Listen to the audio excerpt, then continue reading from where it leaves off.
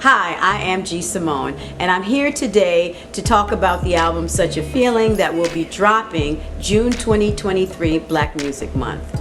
I want to say thank you first and foremost for all the support and all the fellowship and all the testimonies we've received from the song Hallelujah.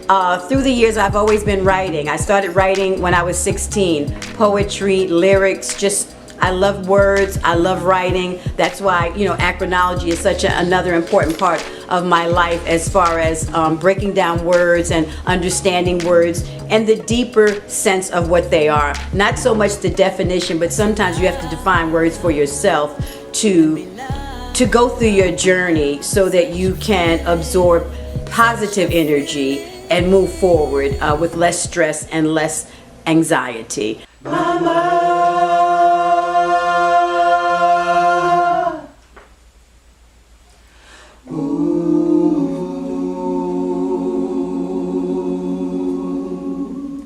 Six, 7, 8. Mama! Yep. Mama! Keep that a little bit. Don't let it. Okay. Don't Mama! let it get too. Yes. 5, 6, 7, 8. Mama! 2, 3, 4, 5, 6, 7. 1, 2, 3, 4, 5, 6. The song you just heard, Mama, was inspired to celebrate mothers, to celebrate the life of your mother, to celebrate the ongoing of your mother, just to celebrate the person that brought you here, whether you are in good relation with your parent or you're not. It's just a song to celebrate the mother and the experience that mothers actually go through, being the generation carriers and the carriers of all of us women.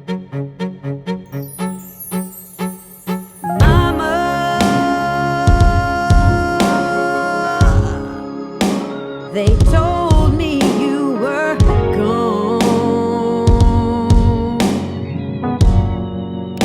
They said we should all be strong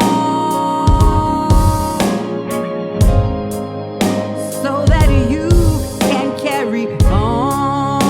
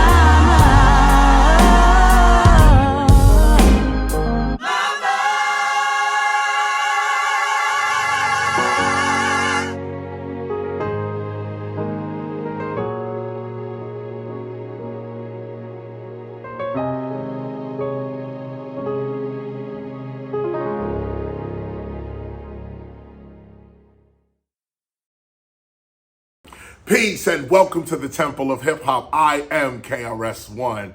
I am ecstatic. Every time I get on this call, I got something new to say. Right now, I'm in 1520 Sedgwick Avenue in the Bronx. Behind me is my PowerPoint monitor, so to speak. I was teaching here from the 8th, Monday, to the 12th, which was a Friday. We put on such a magnificent masterclass. Man, this was it. Not only was what I was teaching, you could see the empowerment happening to people right there in the room, but then the responses, the comments, the questions, the realizations that went down this week was nothing less than wonderful. I want to thank everybody who came to this masterclass, everyone on tuition, everyone who came on scholarship, those who Temple members paying half price. Thank you for that. Thank you for your participation in this. We had a robust time. It was wonderful, and I'm feeling good about it even now on a Sunday. Class been over for 2 days. I'm still reeling over this. And so what I want to do is show you a piece of what happened when we were here. Meaning that, we did our indoor stuff, but we also walked around the Bronx. This whole week I'm eating rice and bean and plantano and salmon and all types of, this is what it is. And you got to, when you're talking about culture, this is the point. When you're talking about culture, it's not just that music or you rapping and then saying you part of a culture. This is about eating rice and beans. This is about a certain kind of food, smell. You are enjoying the entire environment. I don't want to incriminate 1520, but we in the Bronx. And while we were teaching, around this place, you could hear the rats running around as well. This was crazy. Not all day, of course, obviously, but you're in the hood. You in the hood. There's rats in the hood. And it brings you right back to what it felt like. I have a 2-bedroom apartment here.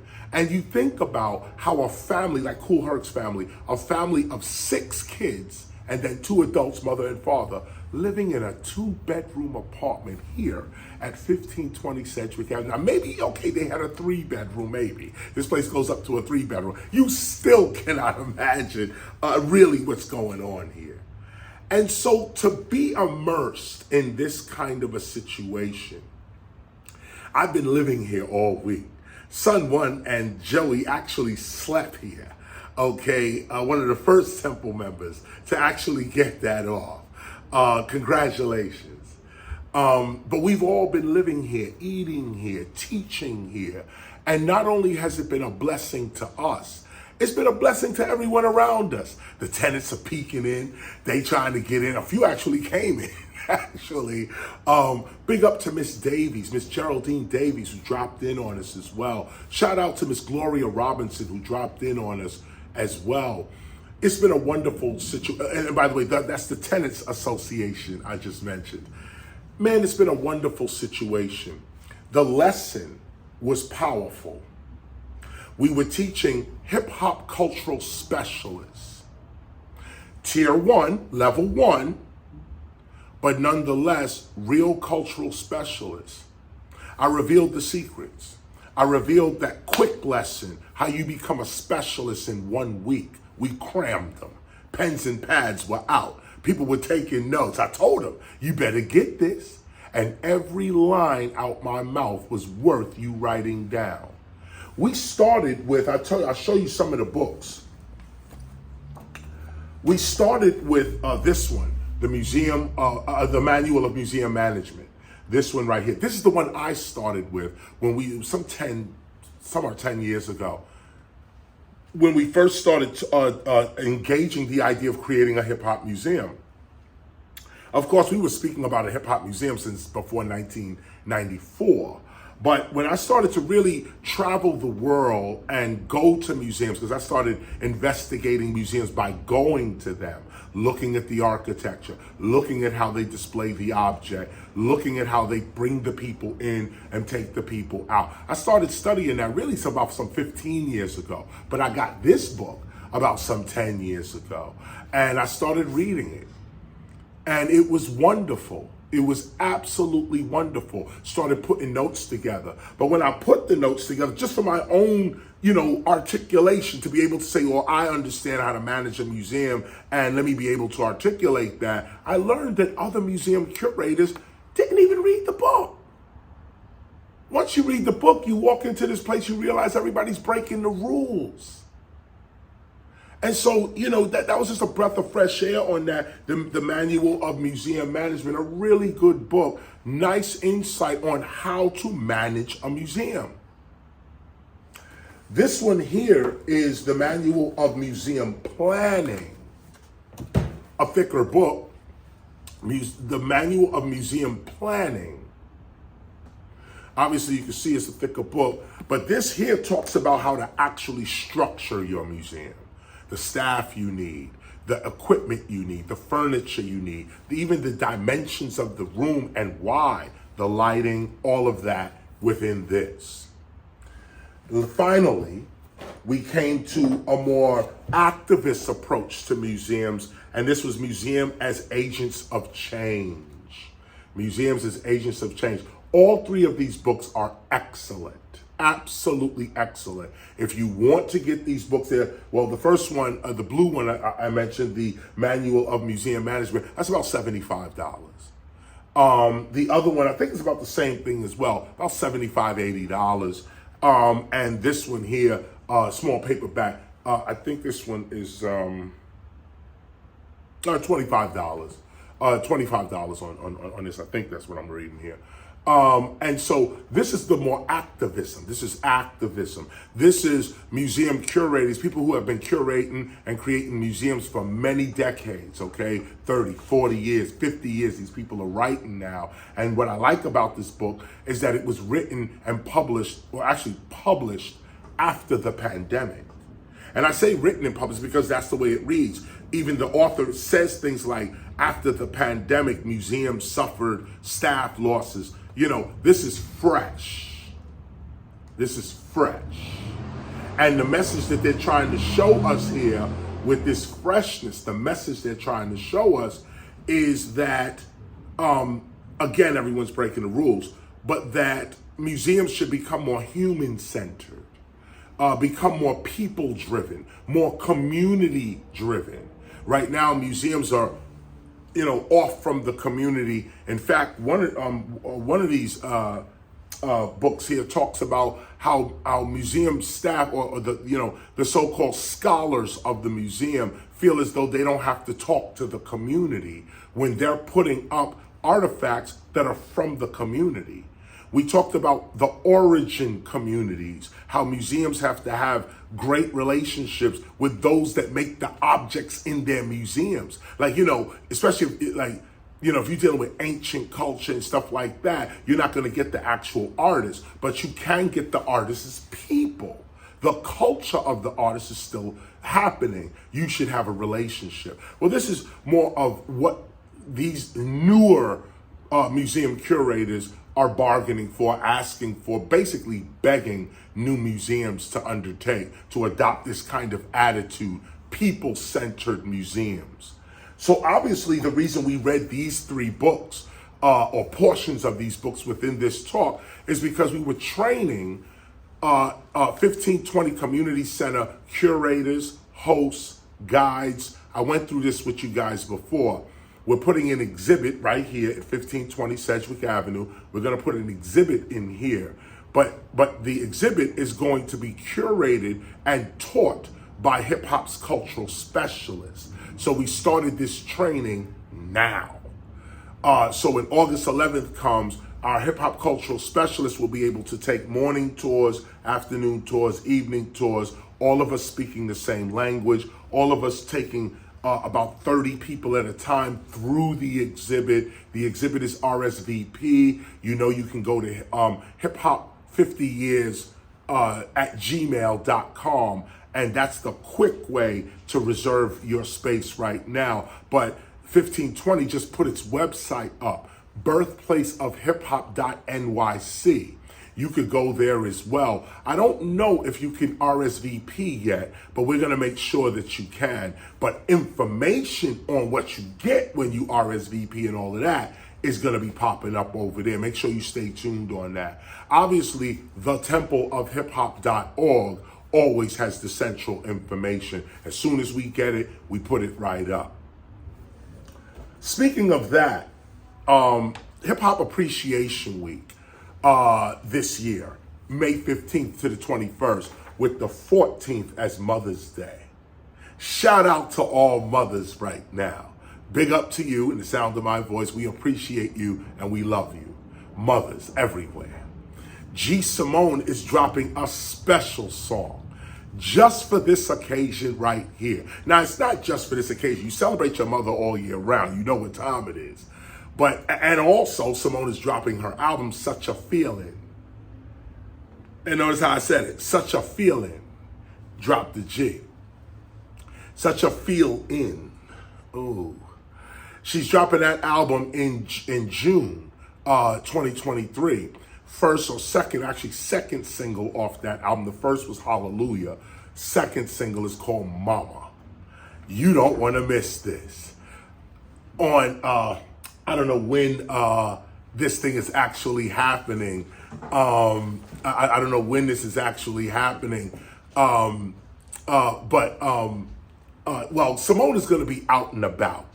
And we're trying to plan right now where she's going to be and so on like that. So that's why I'm stumbling right now, because I'm trying to remember, or trying to visualize, I should say, all the discussions we're having, because it's really exciting over here. Simone's about to drop her album, Simone, about to drop her long-awaited album, Such a Feeling. The single, Mama, is going to drop on the 14th on Mother's Day.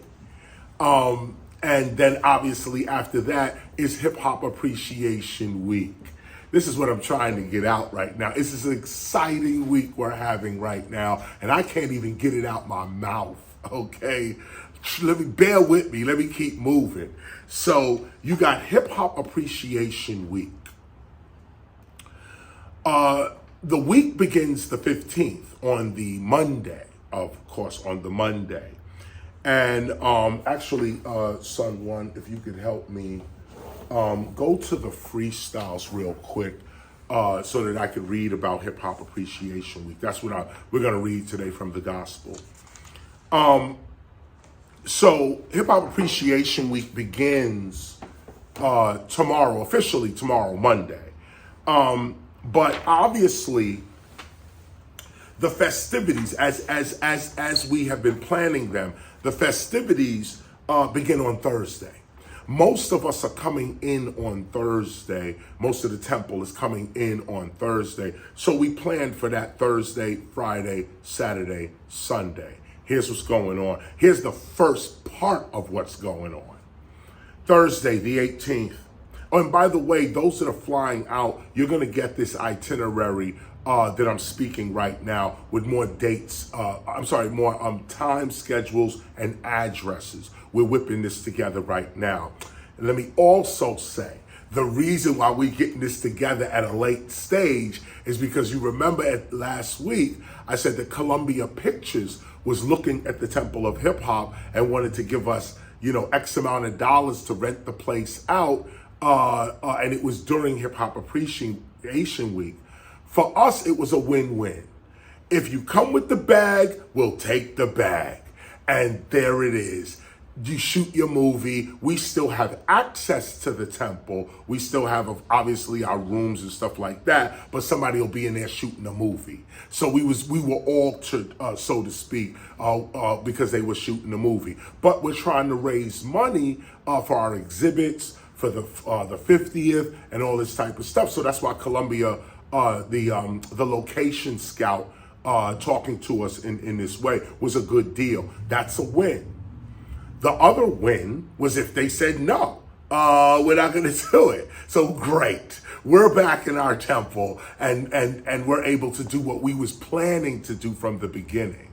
So it turns out that they said no because they needed a second story building. They were trying to do some hospital scene and they needed a second story building because they looked at our building. We're only a 1-story building. So they said no, the hospital, the window would not show a ground level situation. The window would show you being up like that. And just to show you the intricacies of it, because they came, it was like very apologetic, because they knew they held us up, all this type of stuff. But you can see the intricacies there in Hollywood as well. That one little thing, no, it's not gonna work. And so you move on. So we're back in our temple. And so on Thursday, we start the 18th with a meet and greet at the temple. I want to meet everybody as they fly in before the week starts. We meet, we do all our kissing and hugging and picture taking and schmoozing and all of that on the 18th. A light meal is served, our regular wine, cheese, some pizza, pastries, this kind of thing. A light meal as we talk and get affiliated with each other. That's from 6 p.m. to 10 p.m. 6 p.m. to 10 p.m. at the Temple of Hip Hop, 55 Ludlow Street, Newark, New Jersey. Friday, the 19th, is a BDP cipher first, and then mixer. Mixer meaning networking, after party kind of thing. You do the cipher, then there's the after party mingle again, networking in that situation. You never know who's showing up to this one too. That's from 2 p.m. to 8 p.m. That's Friday the 19th, 2 p.m. to 8 p.m. BDP cipher and mixer. Saturday, the 20th, from 7 p.m. to 10 p.m., we have, I'm going too fast. From 2 p.m. to 5 p.m., okay, Saturday the 20th, 2 p.m. to 5 p.m., G. Simone is giving her crystal presentation one more time. By popular demand, this is going down again. Some of you requested this. Last year, Simone laid out a display of rare and popular crystals and gems and stones with properties and all this stuff. We had a great time last year. This time we're kicking it up. We're going to be at the Crystal Expo first. We're going to go to a Crystal Expo that's happening in New Jersey. I think it's Edison, New Jersey. You got to get your transportation out there, though. We got carpooling, and you know how we come together to do that. So we got to get out there to Edison, New Jersey. We're going to go to a Crystal Expo. After, or not even after, but within the Crystal Expo, Simone will give her dissertation, her speech there at the Crystal Expo. But we'll break apart, it's an expo. So we're not going to be moving as a group. We're all going to disappear in this place for about a half hour, and then regroup. Those that want to walk with Simone can do so. She'll walk you through, look at certain crystals. There might even be some other professionals there with her like she had last time. That's Saturday the 20th, 2 p.m. to 5 p.m. We're at the Crystal Expo. I'll be there as well. Then that night, after the 5 p.m. and you wore yourself out running around looking at crystals, we have a dinner, the annual temple dinner. We're gonna lay you out, okay? This is it. You remember last time, it was our first one. We had a pretty good time. Had the pasta, the salmon, some greens. We had DJ Hollywood, Baron, everybody was there. It was a nice dinner we had, and all of us were there. Long table, it was really good. This time, I'm not even gonna tell you how we're gonna do it, but the Temple of Hip Hop is we're gonna stretch it out a little bit now. We're going to stretch it out and have our annual Temple of Hip Hop dinner. This won't be at the temple because we're not even ready to have dinners at the temple right now. And we want to be served, and we want the food hot, and we want all that. So we're going to find our spot. That's the Temple of Hip Hop's annual temple dinner, 7 p.m. to 10 p.m. Hip Hop Appreciation Week dinner. Sunday the 21st is the regular Temple of Hip Hop lecture with a special guest. I'll have special guests with us really all week. But for the Temple of Hip Hop lecture, which is at the Temple of Hip Hop, 55 Ludlow Street in Newark, New Jersey, there'll be guests coming through on that temple lecture. Some of you will be flying out on that day. You could always catch us on the phone. You know what it is. But you could actually be at the temple lecture itself on Sunday, the 21st, with special guests. And of course, we mark that from about 12, not about 12. We go live at 12, and we give ourselves about 3 hours or so. So that's Hip Hop Appreciation Week. Peace and much love. Hip Hop Appreciation Week is celebrated every year, the third week in May. This year is 15th to the 21st. Our theme this year is MCing. Hip Hop Appreciation Week has been celebrated globally since 1998. This year, 2023, we're celebrating the 25th anniversary of Hip Hop Appreciation Week. We're calling all hip hop community to come together and appreciate the culture of hip hop. We are hip hop. We all have to admit to ourselves, those of us who love hip hop, really technically live hip hop, that it was a certain consciousness from our conscious quote unquote artists that inspired us to be better, to do better than the circumstances that we were faced with every day, the daily struggle. Raise up that volume on the conscious hip hop. Perform responsibility as a hip hopper for hip hop culture. This is more than music, and collectively, we are operating together under the oneness. Hip and hop is more than music, but that music is technically more than music. We have been guided by the teachers of our culture, really our teacher, for an unrelentless 30 years of constant reminder of you can have high intelligence. You should strive for high intelligence. That you should strive technically to be God. Just as other coaches teach other coaches, hip-hop is no different. Hip-Hop Appreciation Week is put aside for us to come together collectively. For hip-hop should be appreciated every day. And let's not forget the love that saved us, because hip-hop is the answer to the suffering. Every hip-hopper that I talk to says, no, hip-hop changed my life. But if it wasn't for hip-hop, if hip-hop didn't exist, if that voice, if those words, if I had no access to it, I very likely would have given up. I would have not have tried to become who I became. Hip-hop is an international culture of peace, and we're here to preserve hip-hop's culture by first preserving the hip-hopper. So during this time, preserve yourself and reflect on the responsibility that we have upon our culture. The time is now. Hip-hop, real hip-hop. Peace, love, unity, safely having fun. Giving that to your children. Health, love, awareness of wealth. Giving that to your children. Hip-hop. Intelligence moving. Give that to your children. Make sure you remind them if they're doing something stupid, you need to be moving your intelligence. Work your mind. Hip-hop culture is an international culture of peace. And Hip-Hop Appreciation Week in our holy days is written in our DOP as the 9th principle. Let's take this time and perform hip-hop. Raise up the volume on your higher self. Perform more responsibility as how we've shown ourselves in the world. This is a global movement. This is hip-hop movement. So jump up and move because it's meant to be moved. Represent your culture and stand up for your culture. Have the responsibility as a hip-hopper.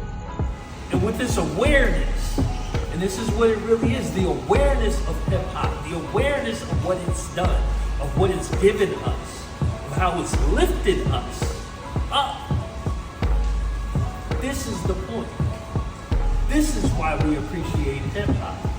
During Hip Hop Appreciation Week, we encourage hip hoppers to rock a silver ribbon. The significance behind the silver ribbon is to bring awareness to our culture. Hip hop is culture. Silver stands for self, intelligence, love, vision, evolution, revolution. Happy Hip Hop Appreciation Week. Rock the silver ribbon. Peace.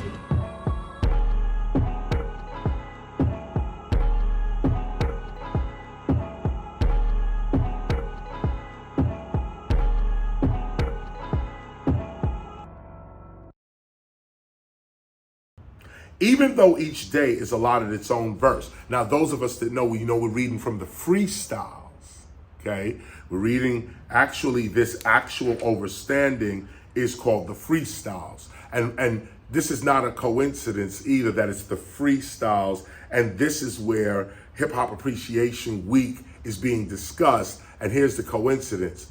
Our theme is MCing this year. This is not going to matter next year. Well, it might, the words will matter. But the idea of the freestyle, you're in that right now. You're in that kind of vibration right now. The freestyle. And so here's 11. Even though each day is allotted its own verse, because, in the gospel, there's 365 conscious rhymes that we use as affirmations. Even though each day is allotted its own verse, hip-hoppers are encouraged to choose a favorite rhyme from among the 365 verses and make it their daily affirmation. The freestyles are observed daily. However, each one can be used as the subject of a weekly lesson. The true hip-hopper meditates upon the freestyle of the day. The true hip-hopper meditates upon the freestyle of the day as a daily guidance and or affirmation tool.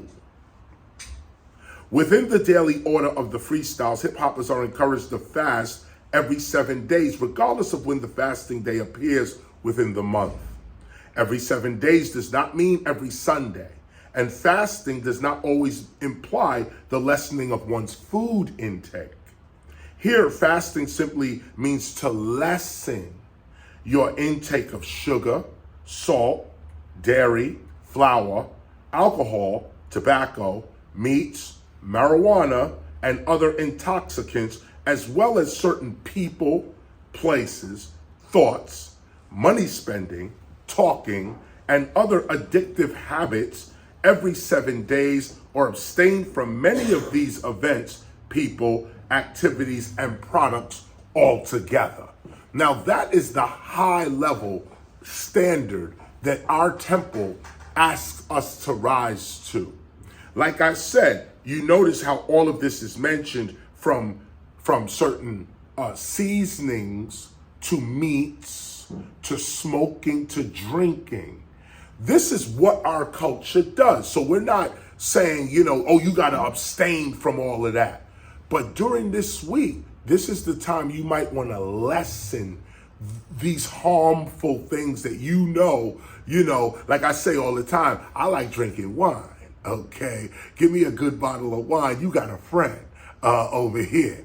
Now, I don't suffer from alcoholism. I'm not an alcoholic in that way, in that sense. But I like wine. I like good wines and stuff like that. And if you come to the temple, we always serve wine. But during this time, whereas I would have, with me, I can have a bottle of wine every time I have dinner, really. But in this instance, you may want to bring that down, okay? Bring that down to maybe 2 times for the week you have your wine. Like for me, and notice how I get to manipulate the excuse, okay? I will abstain from wine for the whole week until the temple dinner. And then we pull it out on you real quick like that. You may want to do the same thing. During this week, lessen your salt, lessen your sugar. If you're a smoker, lessen the smoke. Try to find alternative smokes and stuff to get with. You smoke marijuana, kind of lessen. You don't need a blunt every day, every hour. You smoking. No, grab hold of yourself. You know, give yourself, say, look, I'm not going to wake up in the morning and start smoking weed. I'm going to wait till 4:20. So you give yourself that half-day break. Wait till after 4 o'clock, 4:20, and then you start smoking at that point. It's little things like this that give you certain strength, and even might give you strength to rise above some of these stimulants, addictions, pleasures, temptations. You know, we're all affected by it because it makes us happy. It makes us, it calms us up and all of that. But too much of a good thing will kill you. Moderation is what we're preaching here at the Temple of Hip Hop. We do everything the ghetto does. Believe that. And that's also why we're preaching moderation in what you doing. Okay. So, the Temple of Hip Hop suggests water-based soups, cleansing teas, and water for beverages, particularly every 7 days, as well as soothing music, silence, and or spiritually productive conversations every 7 days. Now look at this. For someone like myself, I have spiritually productive conversations every day. It's part of my profession, part of my lifestyle even as well. But not everybody gets that opportunity to be surrounded by educators, philosophers, people who study spiritual knowledge and stuff like that. I attract these people to me, so I don't need a every 7-day fast or in this case, not a fast, but every 7 days, I need to seek some sort of spirituality or seek a spiritual conversation. Some of you are like that as well. But every 7 days, did you check? Did I have my spiritual conversation this week? Did I run into somebody and get into a nice conversation about God and about spiritual living? Did I go to church? Did I visit a mosque or synagogue? Did I crack a book? These things you have to pay attention to. Feed your soul, not just your mouth and your stomach. Feed your soul as well. And sometimes getting to places of contemplation, meditation, silence, inner contemplation. This is what you want. This is what you want, especially if you in the hood. Every 5 minutes, woo, woo, woo, somebody running by or somebody yelling, hey, motherfucker, why? Every 5 minutes. We in the hood right now. We getting it all. The Bronx is on fire, okay? Literally. No, I can't say that. No, but the Bronx is exciting. It's exciting. And I'm taking in the excitement, but what's the excitement? These cops running up and down the street, people yelling and screaming and laughing. We was at Cedar Park, kids were screaming, okay, at Cedar Park, playing basketball. The parks are happening. There's no crack and shootouts in the Bronx parks. That ain't happening. I've been here now for a straight 2 weeks. None of that's happening. People working every day trying to do something. But of course, you got Big Mouth running around here. You got Crazy running around here. You got people that can't get it together running around here. It's that, okay? But it's the hood. It's the neighborhood. And if you're a teacher, you come to teach the neighborhood. Everybody. I tell you what happened yesterday, just yesterday. We was in Cedar Park. No, not yesterday, day before yesterday, Friday. We finished our course, went to Cedar Park on the Friday. So we finished in Cedar Park. Everybody walked down there to Cedar Park. I told them as hip hop cultural specialists, you at least got to walk through the Bronx one time. You at least got to get to Cedar Park one time. It was Thursday actually. Sorry, not Friday. It was Thursday. So on. But the course ended on that Thursday. It's supposed to end on Friday, but it ended really on Thursday with Friday as a recap. That's what we're trying to say, to be accurate. But anyway, so we're at Cedar Park. I'm speaking right there about how to make things valuable, how the story, because we're talking about musology. And so we're saying, that museums give meanings to objects.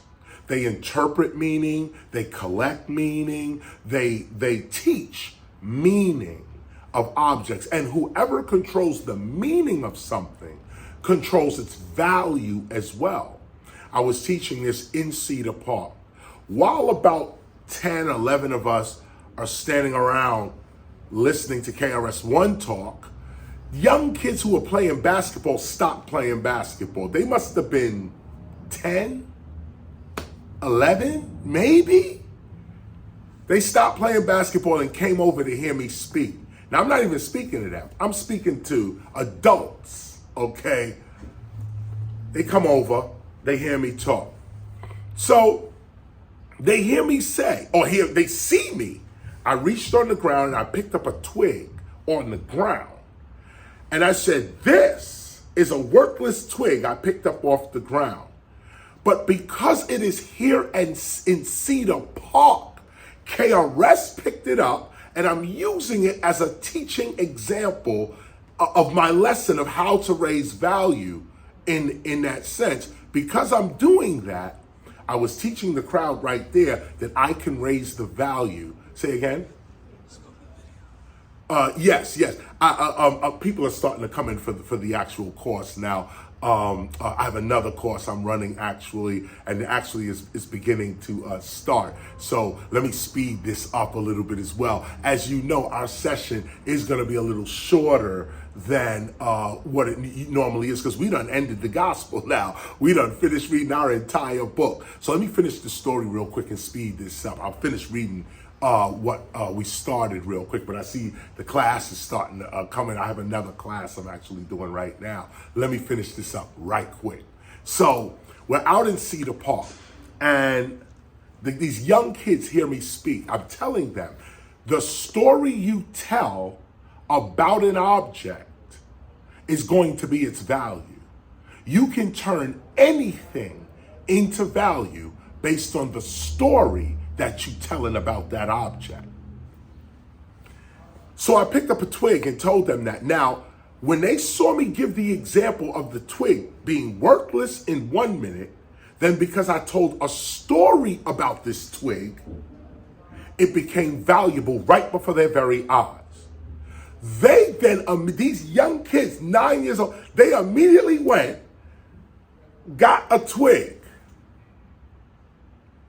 Do you hear me? They immediately went, got the twig.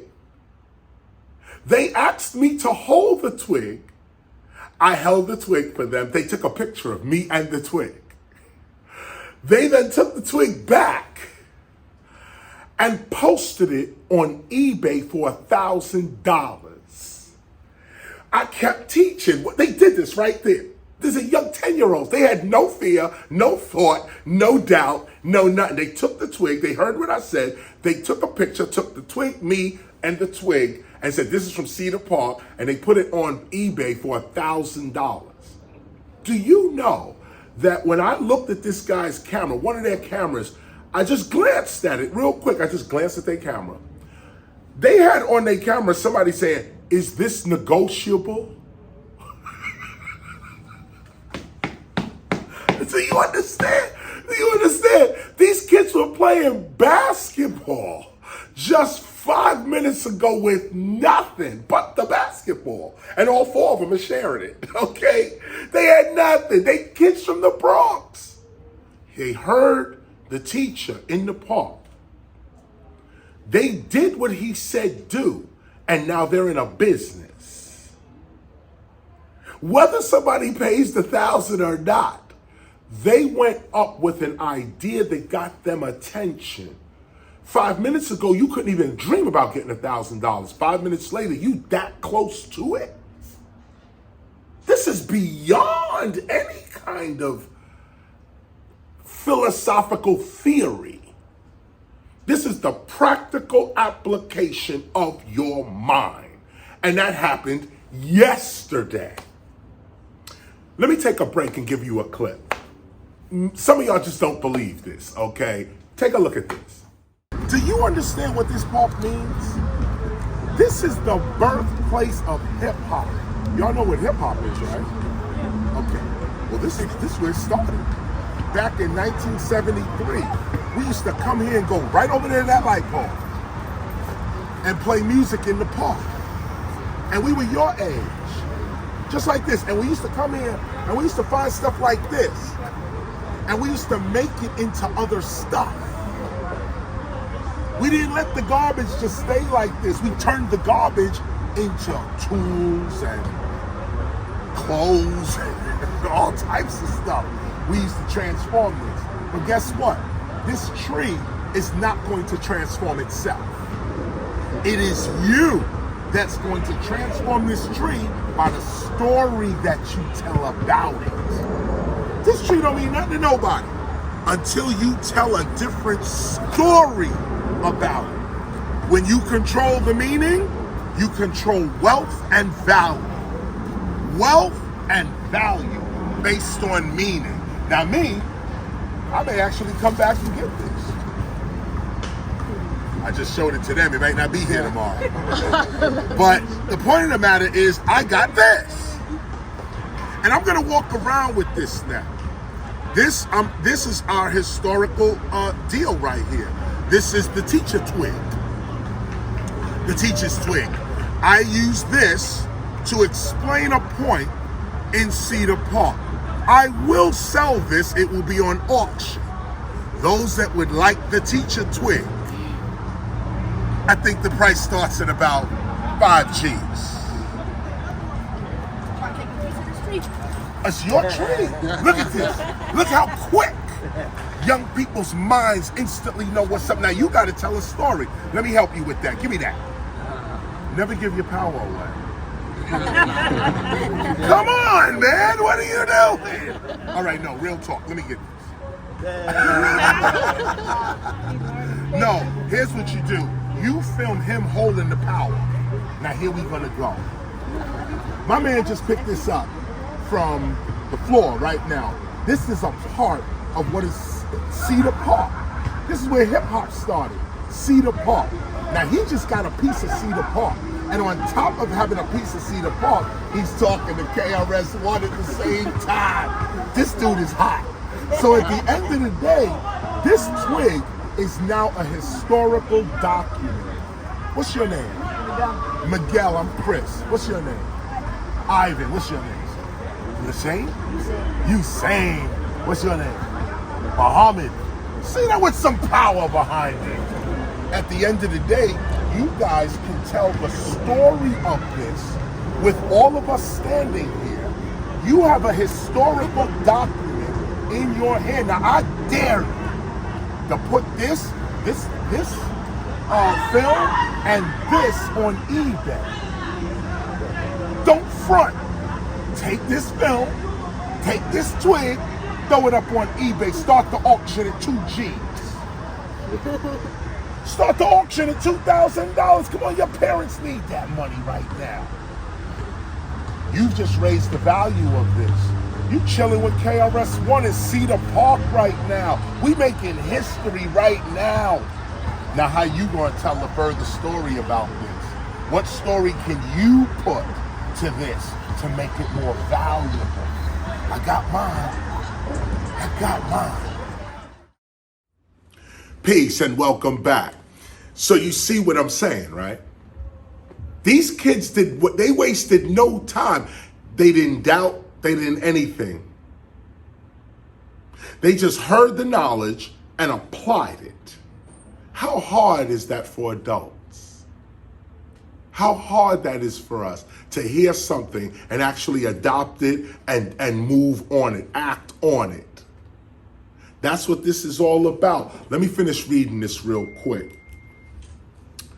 What I'm doing is jumping down. I was reading a little bit about the freestyles and the idea of fasting. I wanted to get you, I wanted to read that to you as well. Jump over to page 387. Go to the end of 387. Paragraph 22. Hip Hop Appreciation Week is a time set aside, the third week in May, to acknowledge and appreciate the existence of hip hop itself. During this time, the hip hop community refocuses itself through a collective review and update of its own history, as well as a renewal and update of its core principles and elements. During Hip Hop Appreciation Week, artists can be asked to give sound advice on what they've learned about life and living hip hop. Schools of all sorts can be encouraged to discuss hip hop academically and critically. Radio DJs can be encouraged to upgrade their play of conscious rap music over the airwaves, etc. During Hip Hop Appreciation Week, the hip hop community is encouraged to give the next person the right of way. Allow people to pass you. This is a difficult thing for people. Do not block a person's forward movement. Donate your skill or profession to someone who cannot afford it. At the supermarket, give your change to the person behind you in line. Be quick to compliment and slow to criticize. Be ready also to forgive and move on. Give 10% of your salary to your child's teacher during this week, if you can. Ease a neighbor's pressure by donating your time toward the ease of some duty that they must undertake. Give ease to somebody else by giving them a moment to rest while you hold their burden up. For when this is your habitual nature, this is the key. When what I just said is your nature, this is how you normally act. This is your character. For when this is your habitual nature, you will begin to experience a certain harmony with the happenings of life itself. Even when you are late, you shall be right on time. Even when you are denied, you shall be accepted. Accidents shall either be just in front of you or just behind you, but never with you.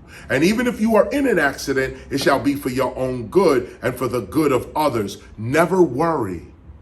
When you walk in like this, that's why Hip Hop Appreciation Week is so important. I know we have other hip hop holy days, but I tell you the truth, ain't none of them preaching this. Hip Hop Appreciation Week raises your self-worth as a hip hopper.